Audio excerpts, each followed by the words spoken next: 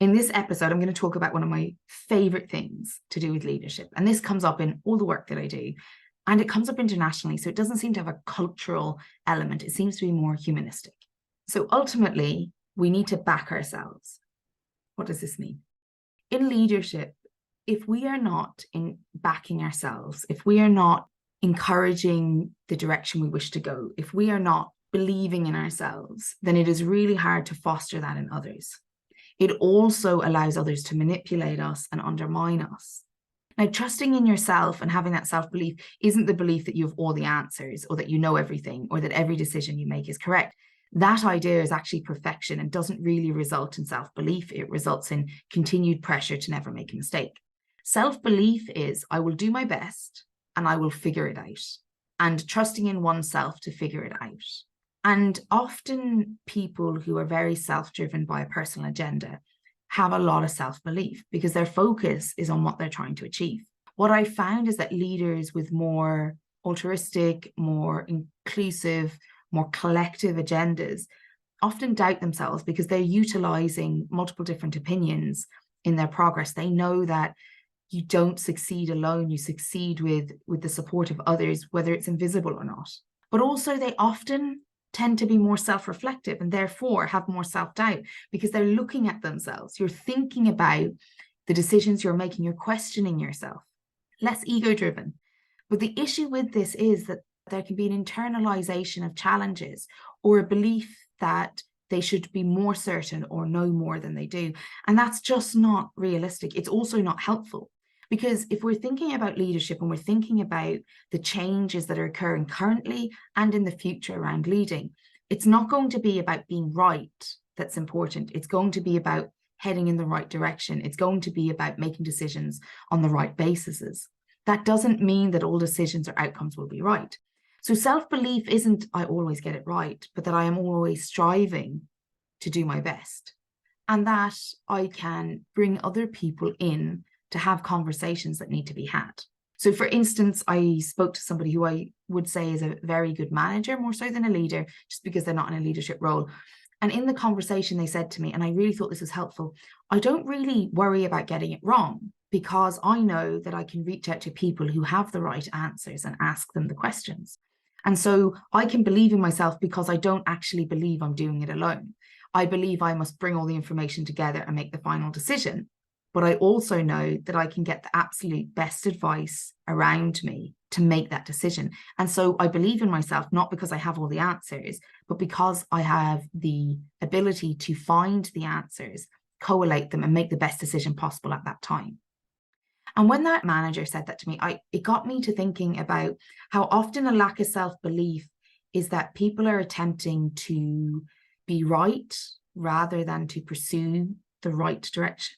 But also that people have this false belief that they should know everything and do everything themselves, like that they should somehow be ahead of all of those at their table.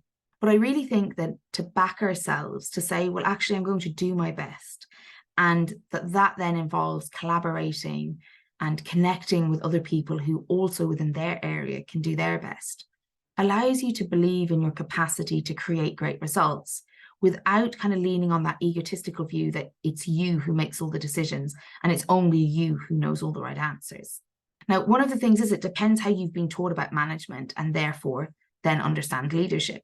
That sometimes if you've been socialized or engaged in particular industries, that the more senior you go, the less collaboration exists, the less conversation, the less we're allowed to get it wrong. That you are going to struggle with this concept, and I acknowledge that up front. But if we're thinking about leadership for the future of work and the workplace now, if we're thinking about 5 generations working together with very different skill sets, if we're thinking about legislation, productivity, employee engagement, employee attraction, if we're thinking about the challenges that face the workplace now, it's a little bit unrealistic to think you'll have all the answers or that you know everything. What's more realistic for you is to say that actually I believe in myself at figuring this out, at supporting others to make good decisions and to figure things out, at collaborating to make the best decisions we can in the moment. But often people struggle to back themselves because of previous experiences that have nothing to do with leadership. They obviously do today because they're impacting their leadership, but have nothing to do with leadership in the sense that It may have come from a self-esteem, an experience of being the other or not being in the in-group, or vice versa. People back themselves who grew up within the in-group, and they don't always reflect or consider how they may not be taking all opinions into account, or may not be seeing the situation wider than their own perspective.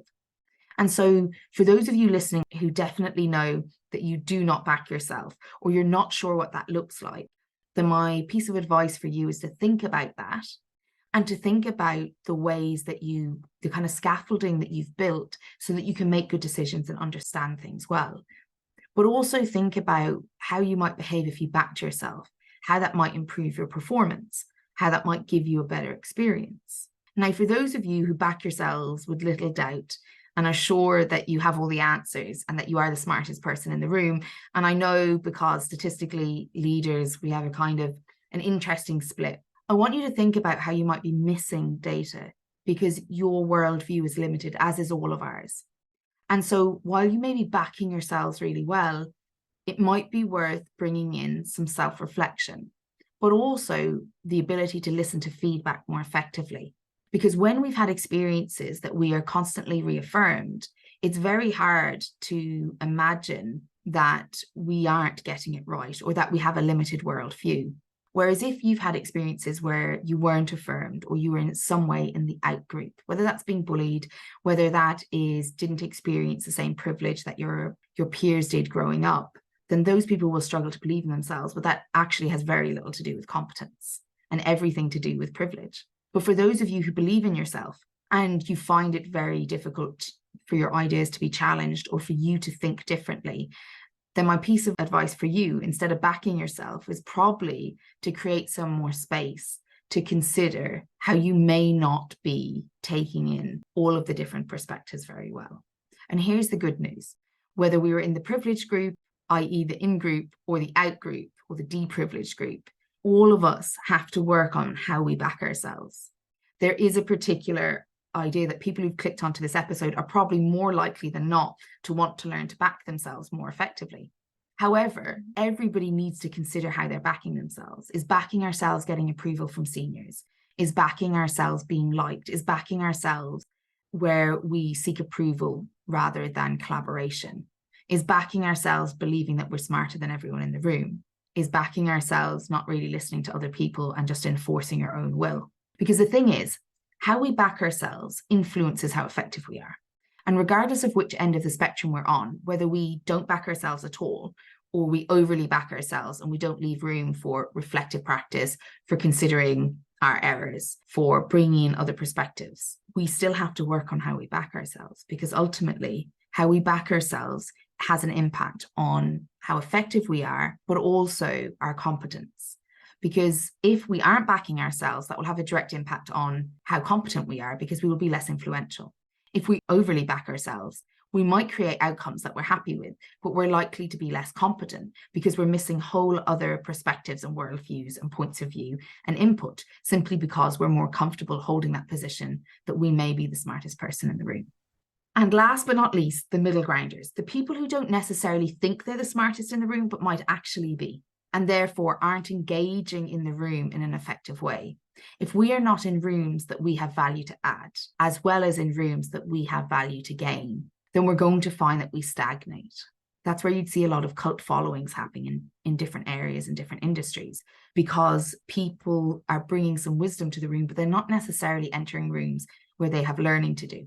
And so backing ourselves needs to be something that is considerate and balanced. We need to know the difference between backing ourselves and sacrificing ourselves, as well as the difference between backing ourselves and actually believing that we are the smartest person in the room with the best opportunities. What I've learned from working with multiple different people with multiple different personalities and different kind of starting points with this conversation and different histories is that there's nobody backs themselves without effort in a balanced way, regardless of your starting point, because we tend to always overly rely on how we do things. We just tend to repeat those patterns. And when we're thinking about leadership and backing ourselves, we need to go beyond what we're comfortable with. And we need to consider where adjusting our approach would add more value, improve our competence, and be more effective. And for different people, that will be challenging in different ways.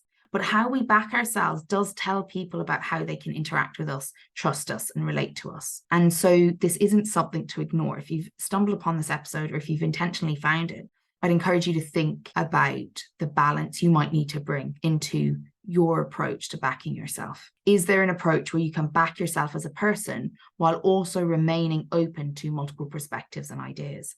And I think that's the balance that we should probably be aiming for, that I can back myself and trust myself, but also that I remain open to influences and ideas from others so that I can ensure that I improve my competence as well as my effectiveness. So I hope that was helpful. I'd love to hear from you. All of my handles for social media are Sile Walsh 1. That's SILEWALSH 1. Pop on and leave me some comments about this. Equally, you can pop me an email at info@silewalsh.com, and there'll be links in the description for you to work with in terms of signing up for my leadership letters, which are sent kind of bi-weekly, or going on to read other related material. Thanks for listening.